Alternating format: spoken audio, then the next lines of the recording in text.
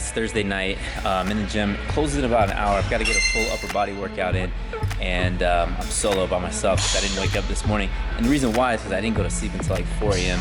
It's been a super busy last few days with the kids starting their first day of school, 2018-2019 school year. It's pretty crazy. Today was Alexis's first day of high school and Christian's second day of second grade. But they're good kids, they love it. I'm just gonna miss them. It's summer ending.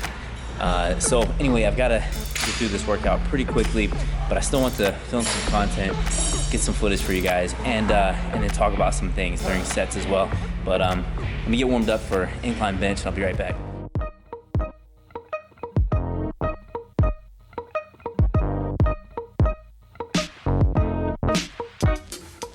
So I often get asked about warm-ups and how I go about warming up for an exercise. So this is the first exercise, incline bench press, barbell bench press. And so what I did is I did the bar for about 10 to 15 reps. I did that twice. Then I did just 95 pounds for about 10 to 12 reps. Then 135 for just 5 reps. And then now my working set is gonna be with 165, and I'm aiming for 4 sets of 10 to 12 reps. And I do need to move through this kind of quick because, like I said, the gym closed in just a little bit over an hour, and I wanna try to get in as much volume as I can. After this, I'll be moving into a pulling movement. Then I'll do a superset with a vertical pull combined with a vertical press. So I'll probably do machines for both of those because time is of the essence and it's just a little bit quicker. Now, I want to talk about some other stuff too while I'm here, but let me hit this set. Damn.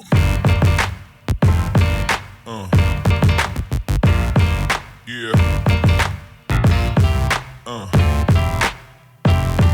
Yeah. So the key to a good warm-up is to do enough work to warm your muscles up and to acclimate to heavier weight, but you only do a few reps because you don't want to fatigue yourself for the working sets. Anyway, so what I wanted to talk about was this next month is gonna be super busy.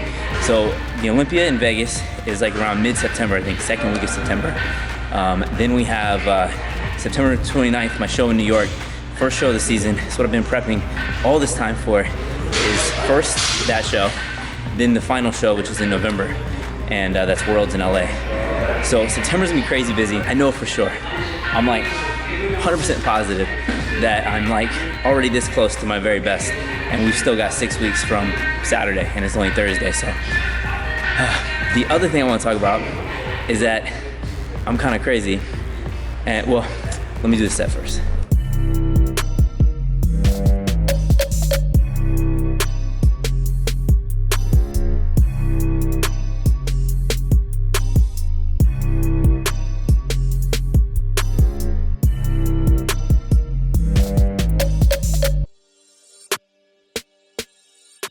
That's pretty much what I expected to happen. So I got 8 reps, and what that means is I'm gonna go down, probably take the 5s off, so go to 155.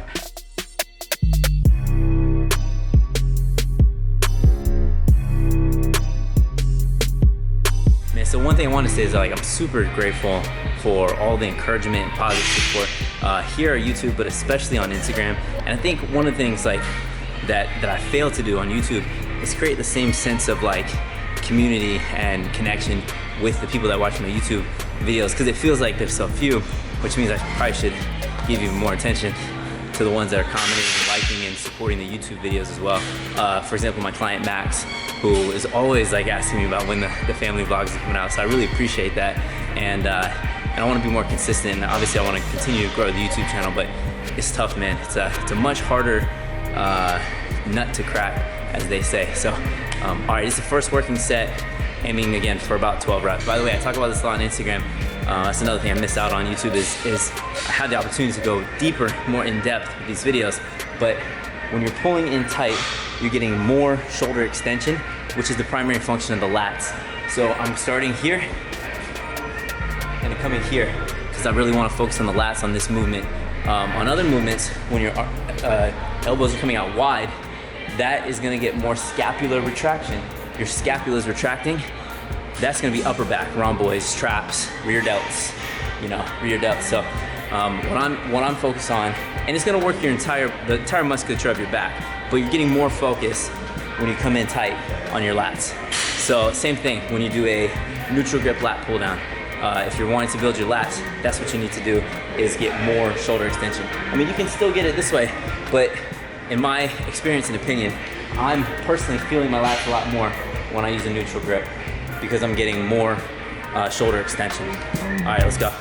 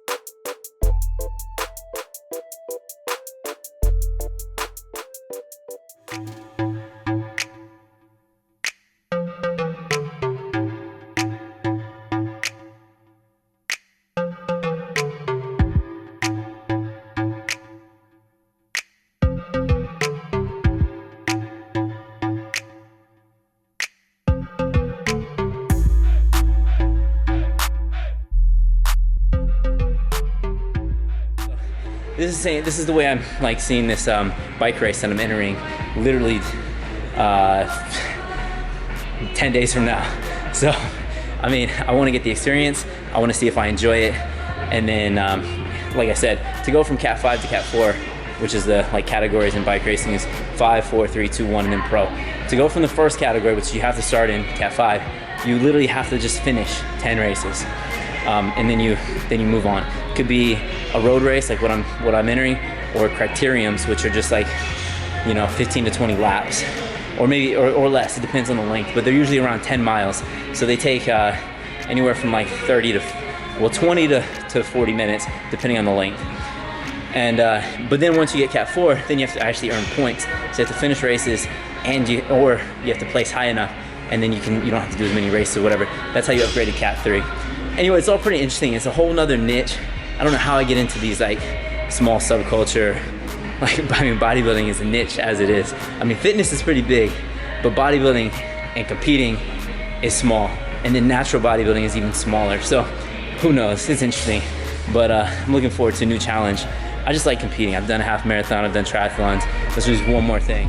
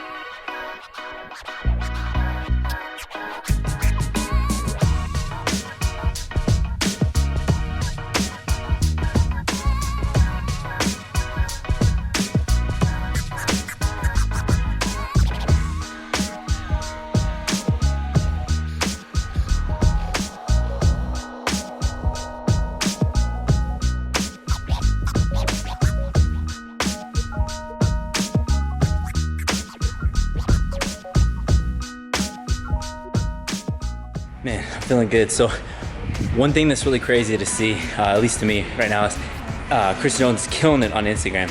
And the reason why I say it's crazy is because, I mean, he's been on Instagram forever. He's got like 100K more followers than I do. It's just the fact that like he's posting his progress like on a daily basis with this cut, and I really think he's taking it seriously, and I'm really hoping he's gonna do a show. He's talked to me about it before, and he just always wanted to feel like, you know, he never wants to do a show until he felt 100% that he was ready. And he also just felt like he never had to do a show, which I can understand. I mean, the stress and the mental anguish of the suffering involved of getting stage ready is like literally next level. So I can see why like you wouldn't bother doing it if you didn't feel like you needed to do it or didn't have that like desire. But I think it is something that he's always wanted to do.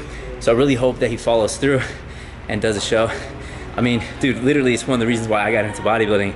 The whole like August versus Jones hype in 2012 was so big for their 2013 seasons, and to see them like never both make it to the same stage, or Chris Jones not to even make it on stage at all yet, was like super disappointing. But obviously I stayed a huge fan, so I'm hoping he comes through.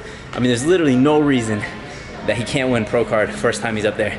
I mean, honestly, at a lot of shows he doesn't even need to get any leaner than he is now, and he would take the overall down. So we'll see. Amazing physique. But that whole mindset of like having to feel like you're completely complete or completely ready to dominate, like, you know, to like not acknowledge that there is a novice class for a reason. Not like he's obviously far from a novice, but if you're watching this and you're a novice and you want to try bodybuilding, like you should see if you like it before you invest so much additional time doing things you might necessarily not enjoy doing, but you do it just because maybe one day you want to compete. You know what I mean? For example, like if you're training legs twice a week, but in reality, your schedule, your life would be better if you only did it once a week, but you know, you're holding off because maybe you want to compete or maybe you don't. I don't know if I'm like framing this the right way, but in my opinion, you should try it. All right, see you guys in the next one. Cue the outro.